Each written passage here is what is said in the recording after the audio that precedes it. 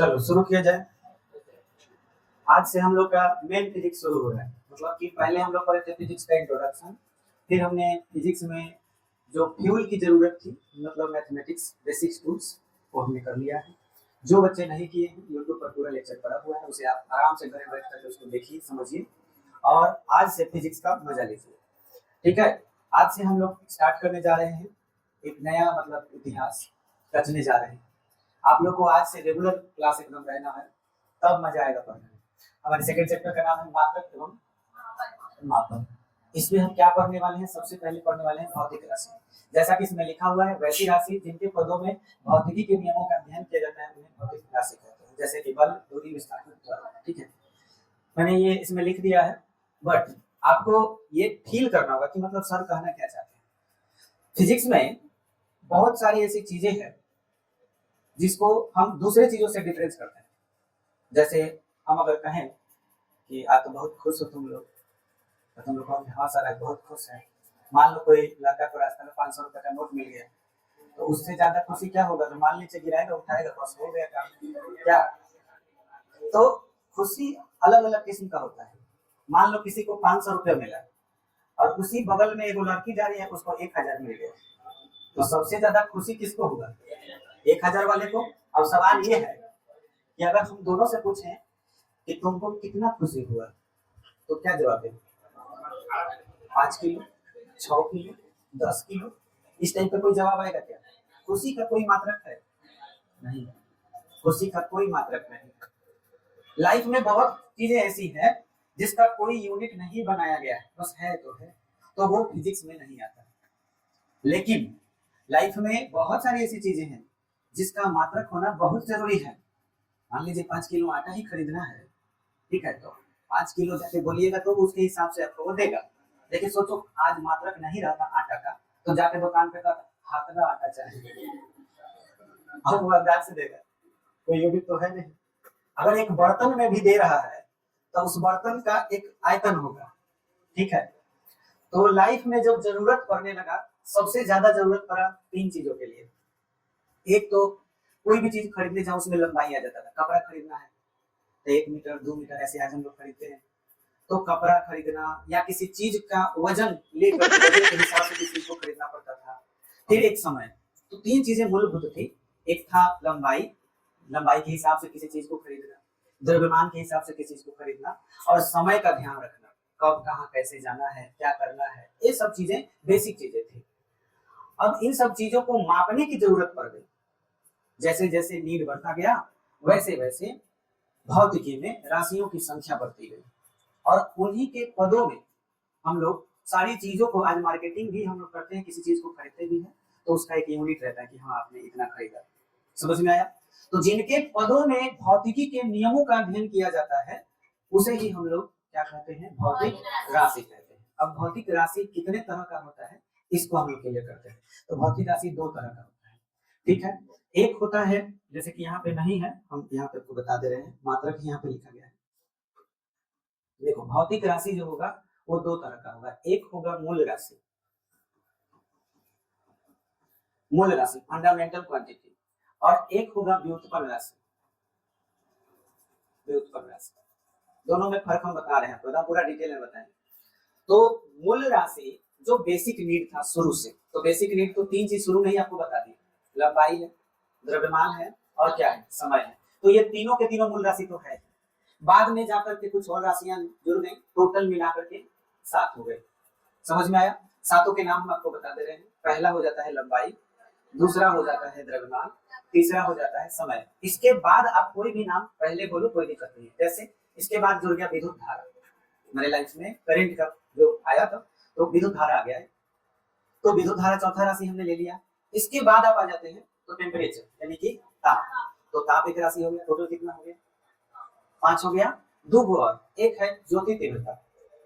ठीक है, और लास्ट में आपका आ जाता है पदार्थ की मात्रा। समझ में आया? ये 7 के 7 कौन से राशि है?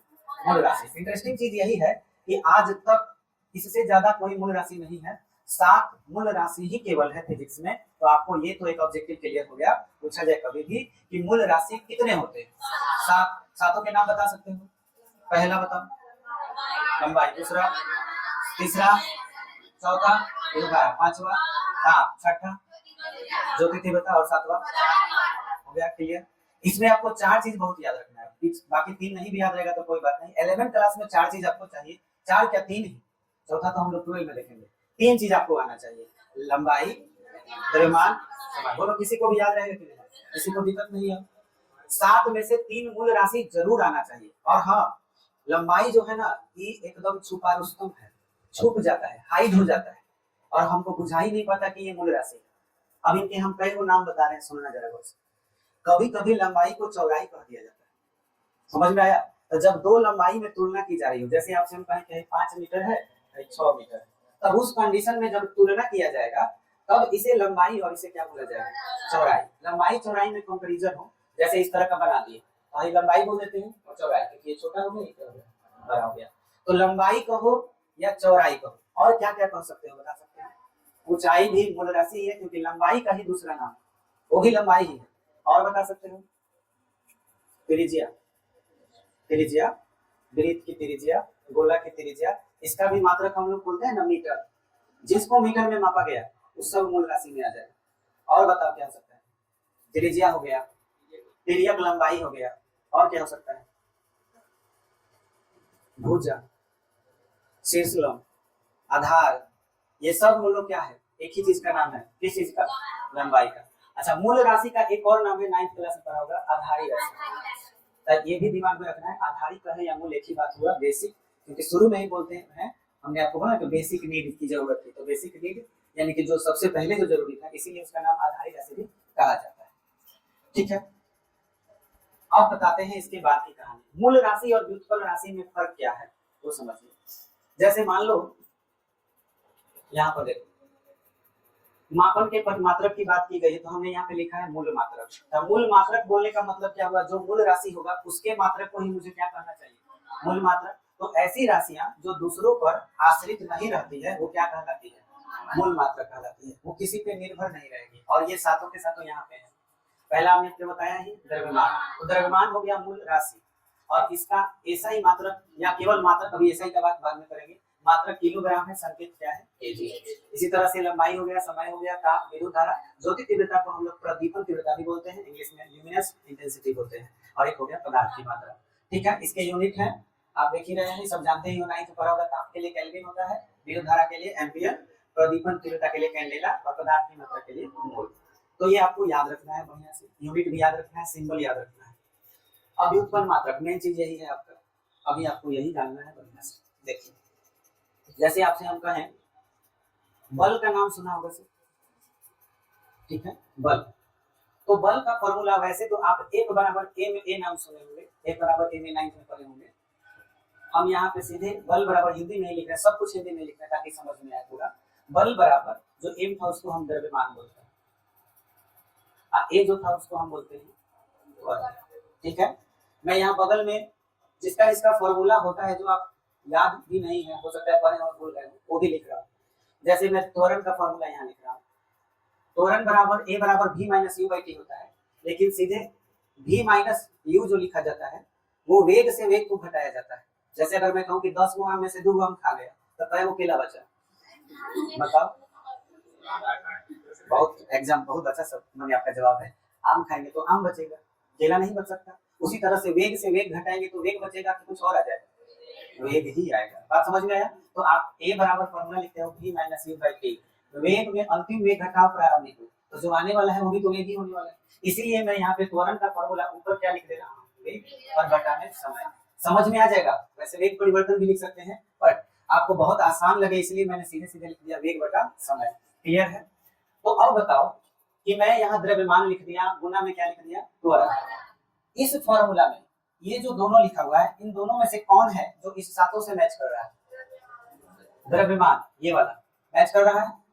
अच्छा, अब हम यहाँ त्वरण का फॉर्मूला लिख रहे हैं, द्रव्यमान गुना त्वरण का फॉर्मूला क्या है, वेग बटा समय लिख रहे हैं। अब इस चीज के लेवल पर ये चीज आ गया। अब कौन है जो मैच कर रहा है उसमें से, समय मैच कर रहा है, और द्रव्यमान क्या मैच नहीं कर रहा, वेग। अब हम वेग का फॉर्मूला यहाँ लिख रहे हैं, तो वेग बराबर विस्थापन बटा समय होता है। वेग बराबर विस्थापन बटा समय। अभी घबराना नहीं है, सब चीज पढ़ाएंगे, ये सब बहुत डिटेल में बताएंगे। अभी मेरा मेन मकसद है व्युत्पन्न मात्रक को जानना, ठीक है। अब ध्यान दीजिएगा, विस्थापन बटा समय आ गया, तो ये समय हम क्या करते हैं कि इसको क्या यहाँ नीचे लिख सकते हैं, मतलब द्रव्यमान बटा में ये समय यहाँ लिख दिए, तो बोलिए गुना में क्या बच गया, वेग। फिर द्रव्यमान बटा समय गुना वेग का फॉर्मूला विस्थापन बटा समय। अब सभी लोग बताइए क्या क्या मैच कर रहा है, द्रव्यमान मैच कर रहा है, समय मैच कर रहा है और विस्थापन मैच कर रहा है। कितने लोग को लग रहा है कि विस्थापन मैच कर रहा है, हाथ उठाइए। जब पूछ दे कि कितने लोग को तो हाथ उठाना है। विस्थापन मैच कर रहा है, इसके लिए कितने लोग सहमत हैं। देखो अगर हम हॉटस्पॉट हैं तो तुम लोग वाईफाई, अगर तुम लोग वाईफाई हो तो हम हॉटस्पॉट, एकदम कनेक्ट हो जाना है वाईफाई और हॉटस्पॉट की तरह। जितना पूछे फटाक से जवाब। तुम्हें क्या लग रहा है कि विस्थापन इससे मैच हो रहा है कि नहीं हो रहा, नहीं हो रहा, लग रहा है ना। देखो यही कॉन्सेप्ट अधूरा रह गया। अब यहाँ देखो हमने कहा है ना कि लंबाई छुपा रुस्तम होता है, और इसी में तुम फेल खाते। लंबाई के अनेकों नाम है, अभी अभी बताएं क्या नाम है। लंबाई का ही नाम चौड़ाई, इसी का नाम ऊंचाई है, यहाँ पे हम लिख भी दे रहे हैं। और इसी का नाम क्या है, त्रिज्या, और गहराई भी बोल सकते हैं। इसी का नाम आधार, इसी का नाम लंब या सिर्फ लंब बोल लो, इसी का नाम विस्थापन, और इसी का नाम दूरी। ये सब इसके ही नाम है, लंबाई के ही ये सब नाम है। तो अब बोलो मैच किया कि नहीं किया यार। बस स्पेशल है जो है ना, इसी की वजह से काम भी करता है। इसी के लिए हम तुमको क्लियर कर दिए। लंबाई बोल देना या उसके जगह पर इसमें से कोई भी नाम बोल दोगे तो हम समझ जाएंगे कि मूल राशि लंबाई की बात हो रही है। बात समझ में आया। तो अब बताओ हम किसका फॉर्मूला लिखे थे, बल का। अब इसमें द्रव्यमान आया, मूल राशि है कि नहीं है, विस्थापन भी मूल राशि है, समय भी मूल राशि है। क्या कहीं भी कोई अलग राशि है, पहले लग रहा था कि अलग है, जैसे बल बराबर द्रव्यमान गुना त्वरण, तो द्रव्यमान तो मूल राशि था भाई, ये त्वरण हमारे उस सातों में से मैच नहीं कर रहा है। समझ में आया। तो एक बात तो क्लियर हो गया कि भाई बल जो भाई साहब है ये तीन तरह के राशि से बने हुए, इनका निर्माण द्रव्यमान से है, विस्थापन से है यानी कि लंबाई से है, और समय से है। देखा बल जो है किसी और चीज से नहीं बना हुआ। अब आपसे हम पूछ रहे कि खाना जो हम लोग खाते हैं, चाहे हम रोटी खाएं चाहे चावल खाएं, लेकिन सब में मुख्य चीज तीन वो है, तीन ही चीज है। अब वो चीज वो भी ठीक है, आपका भी कहना सही है। मैं जो बोल रहा हूँ वो समझिएगा साइंस की भाषा में, कार्बोहाइड्रेट, वसा, प्रोटीन। खाना जितना भी हम लोग खाते हैं सब तीन वो चीज से बना है, तो हुआ ना ये मूल राशि, ये मूल राशि हो गया। पर ये केमिस्ट्री में होगा, समझ में आया। और यहाँ हमारे फिजिक्स में मूल राशि कितने हैं, 7। तुम जितना आज के बाद फिजिक्स पढ़ने वाले हो सारे फॉर्मूले सिर्फ और सिर्फ 7 प्रकार के मूल राशि से ही बने होंगे, और वो भी 11वीं क्लास में सिर्फ तीनों से बना हुआ मिलेगा। ये भी इंटरेस्टिंग बात है। यानी तुम्हें सिर्फ क्या क्या पढ़ना है, लंबाई को, द्रव्यमान को और समय को। ये अगर जान गए तो पूरा 11वीं का फिजिक्स एकदम बेस्ट हो जाएगा। समझ में आया। और इसे ही पता लगाना हमारा पहले अध्याय का उद्देश्य है कि कौन सा राशि किस चीज से बना है, सबका पता लगाए। एक एक का जांच करने वाले, एक और जांच करके दिखाते हैं। पहले इसको बढ़िया से हम लोग लिख लेंगे, इतना जो समझ लिए हैं इसको बढ़िया से पहले लिखते हैं फिर आगे बढ़ते हैं, ठीक है। चलिए शुरुआत करते हैं यहाँ से। आप लोग को सबसे पहला टॉपिक स्टार देकर के ये लिख लेना है, भौतिक राशि।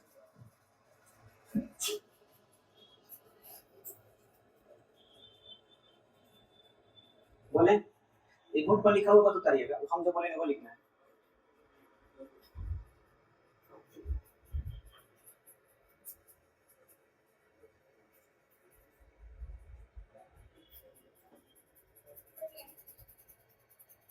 भौतिक राशि बोले, देखिए वैसी राशि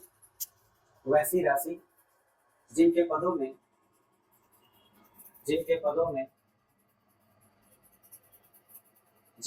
में भौतिकी के नियमों को व्यक्त किया जाता है, भौतिकी के नियमों को व्यक्त किया जाता है, भौतिकी के नियम, भौतिकी के नियमों को व्यक्त किया जाता है उसे भौतिक राशि कहते हैं, उसे भौतिक राशि कहते हैं,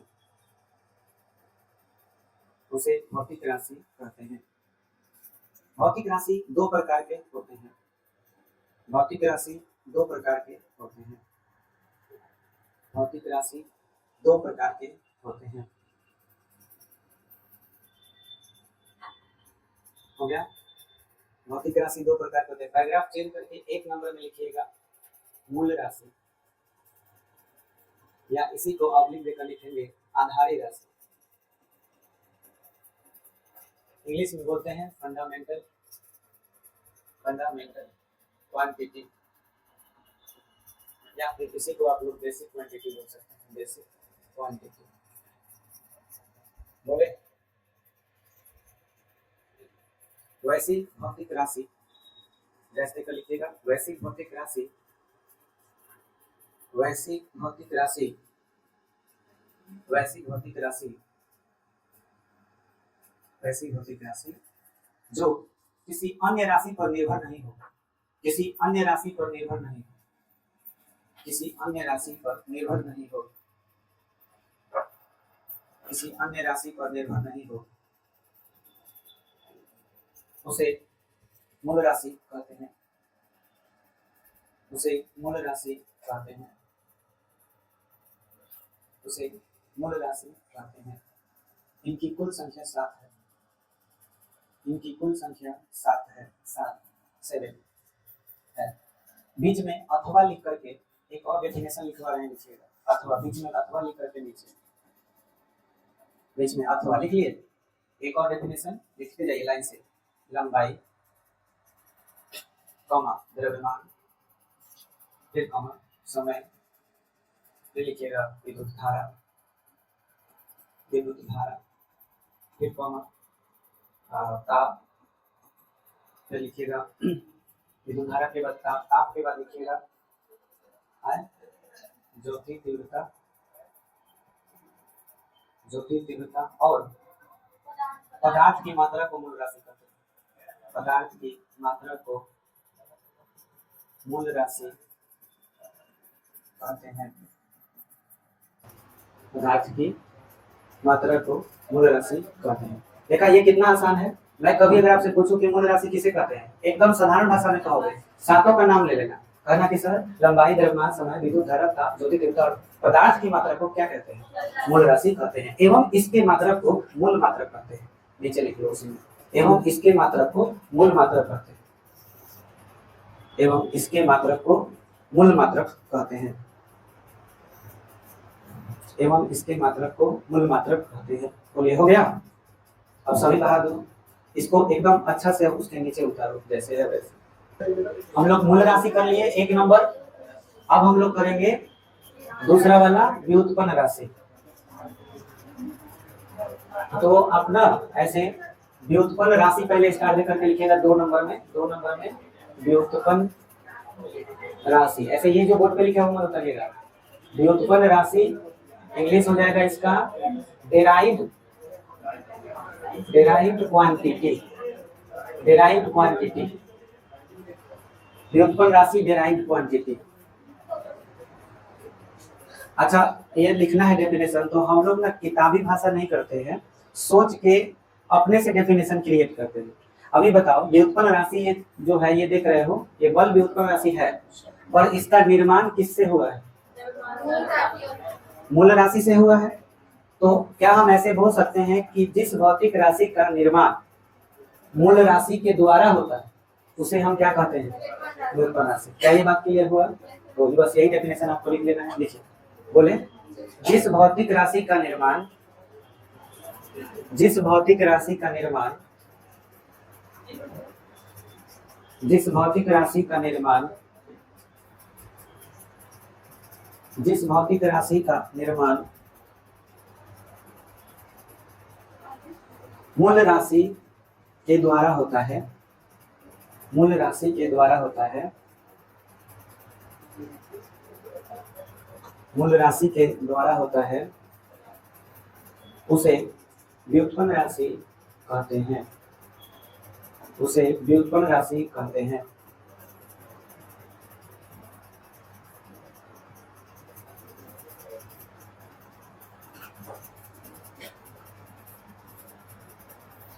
देखिए यहाँ पर बल बराबर द्रव्यमान गुना विस्थापन गुना समय का स्क्वायर आ गया। अब ये वाला राशि और फिर ये वाला राशि, ये दोनों के दोनों और फिर ये वाला राशि, ये तीनों के तीनों कौन से राशि है? मूल राशि है। और इनके जरिए जो बना ये वाला ये हमारा कौन सा राशि है? व्युत्पन्न राशि। तो उदाहरण में आपको इसे नोट कर लेना है। उसमें एक लाइन जोड़ लीजिएगा, एवं इसकी मात्रक को व्युत्पन्न मात्रक कहते हैं। जो डेफिनेशन लिखे ना उसमें लिखिएगा एवं इसके मात्रक को व्युत्पन्न मात्रक कहते हैं। एवं इसके मात्रक को व्युत्पन्न मात्रक कहते हैं। अब इसके बाद आपको ये उदाहरण में नोट कर लेना है।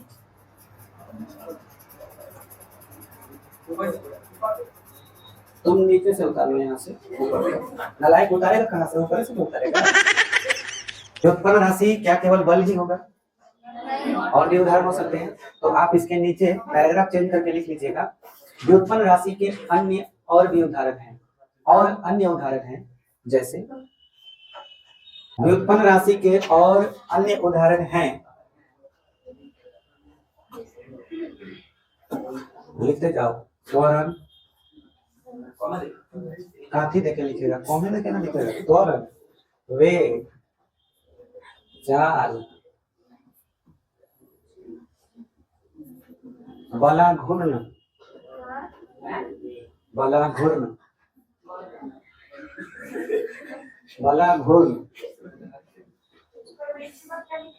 कहाँ चाल है, बलाघूर्ण है, हो गया।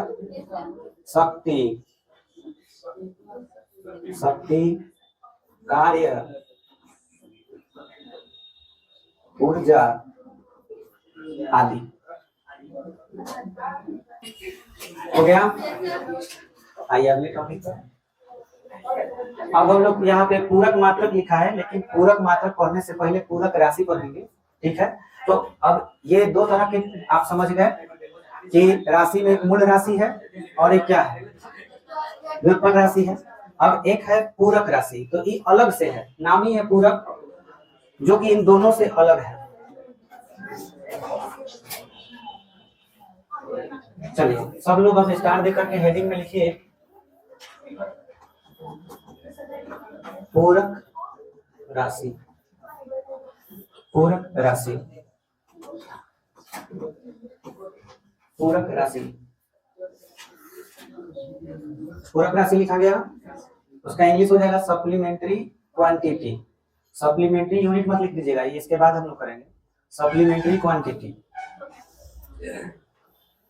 अब बताओ इसमें किसको कहना चाहिए? तो यहाँ आंसर है समतल कोण और कौन सा कोण?